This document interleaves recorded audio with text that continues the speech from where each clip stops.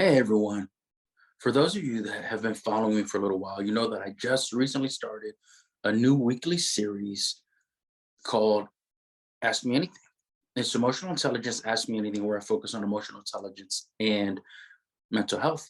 And really, the reason I have this series is because I want to know what your concerns are. I want to know what your questions are that I may answer so that I can better serve you directly.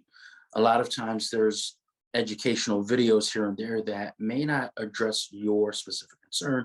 So I started this series. It's every Tuesday at 2 p.m. live on LinkedIn and Facebook. And my first one was just a couple days ago. However, there was a question that was asked that I did not answer because I thought this was a great question and I wanted to do a separate video to address this question. And so I'm going to do that now. It was a great question asked by Virginia Lowe. And what she asked was, what are some ways people accidentally sabotage their mental well-being? And I love that question because we often don't think about the things that you do to sabotage your own mental health. I've heard a lot of things, conversations, quotes, and different things talking about self-sabotage, but a lot of times the self-sabotage conversations are based on your goals. Whereas what I wanted to do was take this in the direction that she brought up, self-sabotaging your mental health. And so when I first think about self-sabotaging your mental health, she used the word accidentally, and it's really not an accident. It is a result that maybe was not intended, but the self-sabotage is based on decisions that you make daily, based on your habits. And I want to focus on one major thing that people do that I think it's almost universal. I think most everyone has done this at some point in time in their lives, and some people continue to do this. Some people get to a point where they elevate their self-awareness and they recognize they're doing it, so they stop. And what I'm talking about is living with shame and allowing shame to impact how you view yourself, how you judge yourself. So the real negative result is the self-judgment, but it starts with the shame. And I think we all have things in our past that we can be ashamed of. But for a lot of people, especially those who have been able to love and accept themselves, what they do is they let go of the shame because it's in the past. And so when when you elevate your self-awareness, when you elevate your emotional intelligence, you learn to recognize that you may have done things in the past that you can learn from. Maybe you've done things that you can make up for, you can atone for certain things that you've done in the past. And that may be something as simple as deciding to never do it again, or maybe you should apologize to someone and then choose to never do that again. Change your behavior, change your perspective, change your attitude, things like that. Um, but so many of us don't do that. We don't take it that far. What we do is we live with the shame. We live with this guilt where we feel bad about something we did. Well, the difference between guilt and shame is guilt is centered around an event or an action, and shame is about who you are. So you can hear things like, you should feel guilty or you should be ashamed of yourself. And so when we're talking about feeling guilty, it's about feeling guilty for something that you did. And a lot of times we can overcome that by forgiving ourselves. A lot of people will just kind of mentally work through that. But that feeling of guilt doesn't necessarily bring down the way that they view themselves. They don't use it to decide that they have less value or less worth. Shame is the opposite. Shame is about who you are. So when someone says you should be ashamed, it's really being ashamed of who you are. You should be ashamed of yourself, like your whole being, who you are, the way that you think, your perspective, your attitude. And so what happens is we carry that shame forward, and then we use that shame as a foundation of how we judge ourselves. And so a lot of times in various situations, we will attribute kind of a status to ourselves, right? We will say, I'm not good enough, or we have confidence. You say, I can do that, or I cannot do that. And then there's certain things where we get into what you deserve. Do you deserve a raise? Do you deserve a promotion? Do you deserve to be in a relationship with that someone else? Do you deserve to be a parent? And what we'll do is we will hold on to that shame. We'll take hold of that shame and then use it to judge ourselves, to answer our questions about our self-worth, our value.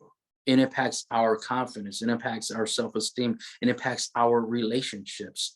Because what we do is we decide, no, we don't deserve these good things in life.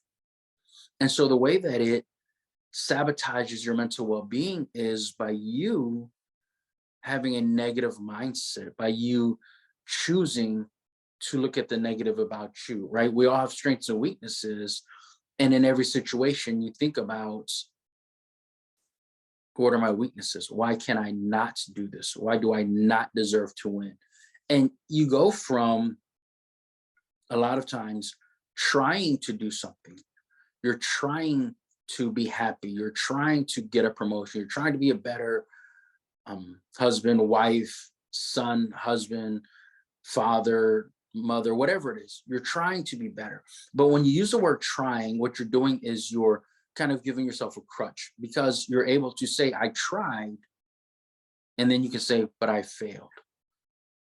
See, when you hold on to that shame and use it to judge yourself negatively, you find yourself building the habit of giving yourself a way out, of saying, I tried, but I failed. I'm not good enough. I wasn't smart enough. I was too late. I wish I had known this sooner. And you come up with all of these excuses. But really what's going on is these excuses are being used to confirm the lack of belief you already had in yourself. And the reason you had this lack of belief in yourself is because you're holding on to that shame from something that you did in the past. You're unable to accept what you've done. And the shame then digs deep into who you are. So it's not just, I did this and it was wrong. It's, I did this, and because I did it, I am wrong. I am bad. I don't deserve this happiness, this success, this love, this laughter. And so the shame is used by you to build a barrier around yourself to keep out the positivity and optimism.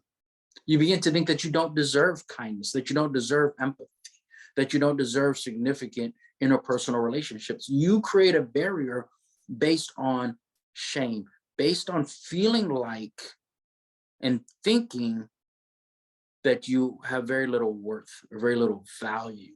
When the truth is, to accomplish the things that you want in life, to accomplish your goals, to live the life that you desire and deserve, you have to let go of that shame. And when I say let go of the shame, I understand that it's not easy. Letting go of shame is not the same process for everybody. For some people, letting go of shame may be talking to someone. It may be just making a decision to move forward on something. And for other people, maybe you feel ashamed based on a very traumatic event. And maybe you need help healing.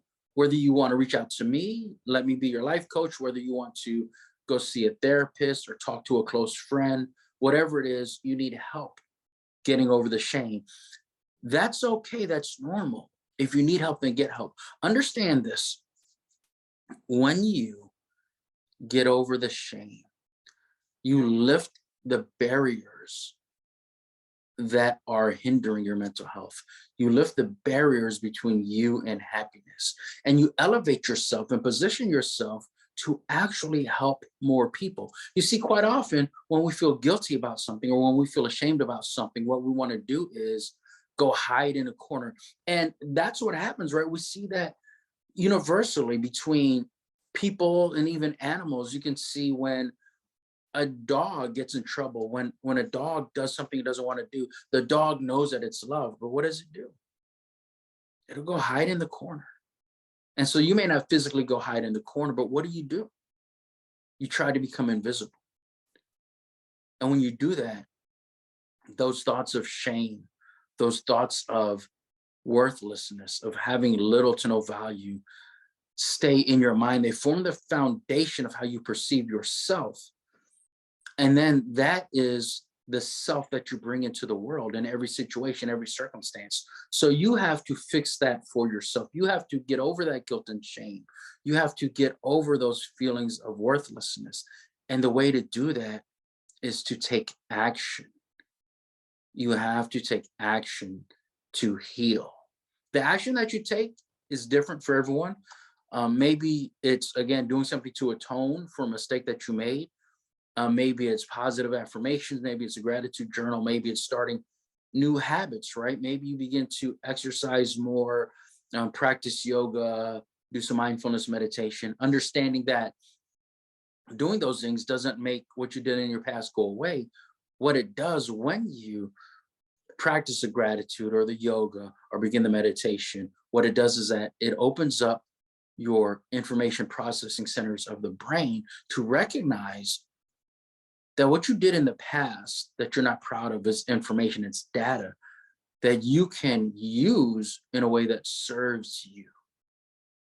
And then when you're able to do that, you then become better able to serve other people, to help other people. And so, again, back to the question, what are things that people do to sabotage their own mental health?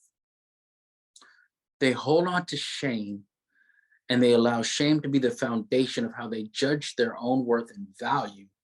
And then that foundation permeates throughout the other areas of their lives to the point where they don't know why things don't work out for them. They don't know why they're alone or no one loves them or they can't get the promotion. They don't know why just life in general doesn't look like they want it to look.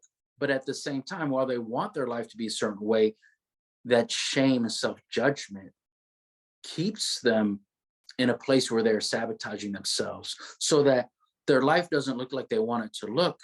Their life more aligns with what they think they deserve. And a lot of times those are core beliefs held deep within you so that you can't just snap your fingers and change your mind. You have to put in the work. And what I want you to know is that you are worthy of the work, that you should not live in shame. Sometimes what you need to do is just forgive yourself. You know, it's so easy to forgive other people, and it depends on what it is, right? Not everybody, but for so many people, it's very easy to forgive them. We can think about their heart, their intentions, their character. What do they like? What do they dislike? What was going on in their lives at the time? And we can make excuses for them and then we can forgive them. Or maybe they ask for forgiveness and we say, yes, I forgive you because of the importance of that relationship, because of what they mean to you in the grand scheme of things. But it's harder to forgive ourselves. And what does it really take to forgive yourself? It takes practice. It takes practice. You have to put intentional effort into self-forgiveness. And what that process is doing is it's allowing you to take the weight of the shame off of your shoulders, freeing you to stand up in who you really are and what you're really all about, so that you can move forward in positivity and optimism and begin to build the life that you desire and deserve. Stop sabotaging yourself. Stop using shame as an excuse to judge yourself as less than other people. Step out of that into your true self. Build the life you desire and deserve, because you deserve to be happy, and you shouldn't let your past be the barrier between the future that you desire and deserve. So again, I wanted to answer this question separately because I thought it was a very powerful question. And I'm grateful for Virginia for asking the question. And feel free in the comments to write your own question. Again, I'm live every Tuesday on Facebook and LinkedIn at 2 p.m. Eastern Standard Time, where I answer whatever questions you have about emotional intelligence or mental health. And so anyone that's watching this, I appreciate you very much. And just continue to follow me, share this if you feel that it's helpful for someone else in your network. And let me know how I can help you. I appreciate you. Thank you.